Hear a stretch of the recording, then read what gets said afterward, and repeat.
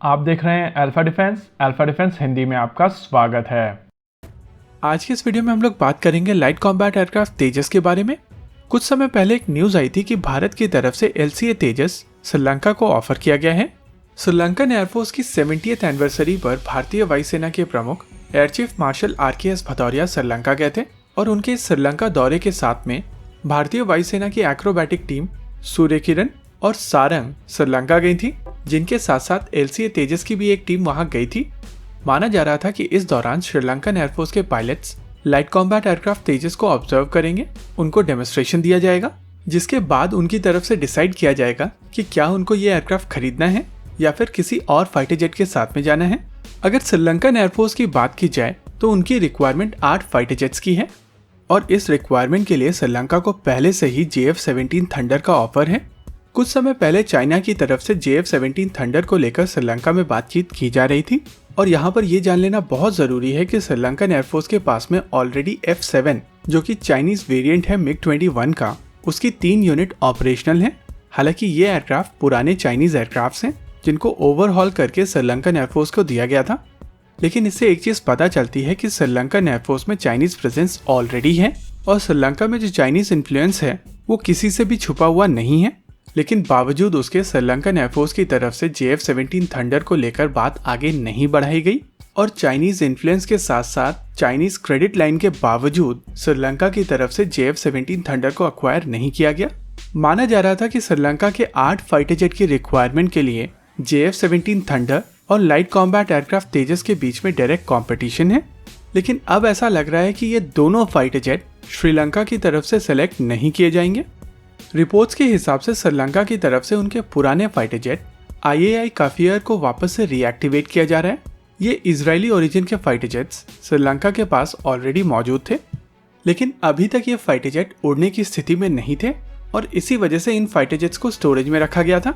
कुछ समय पहले श्रीलंका की तरफ से इजराइल की कंपनी IAI के साथ में एक डील की गई है और इस डील के तहत ये पुराने फाइटर जेट IAI द्वारा अपग्रेड किए जाएंगे।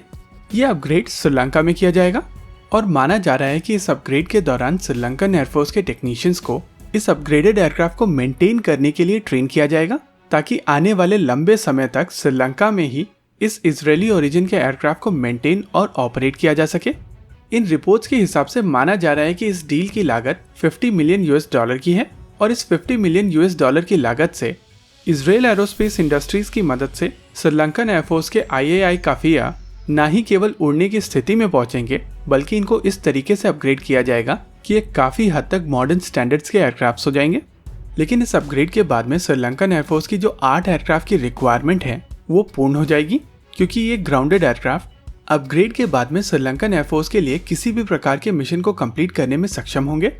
लेकिन ये न्यूज भारत और चाइना के लिए काफी ज्यादा डिसअपॉइंटिंग हो सकती है, क्योंकि IAI काफिया के अपग्रेड के बाद में अब श्रीलंकन एयरफोर्स को इन 8 फाइटर जेट की आवश्यकता अभी नहीं है और जिस कंपटीशन के लिए चाइना की तरफ से JF-17 थंडर और भारत की तरफ से लाइट कॉम्बैट एयरक्राफ्ट तेजस कॉम्पीट कर रहे थे, वो कंपटीशन आने वाले समय में शायद ना रहे और इसी वजह से कहा जा रहा है कि ये शायद end of the road moment हो सकता है भारतीय LCA तेजस और चाइनीज JF-17 थंडर का श्रीलंकन कैंपेन में।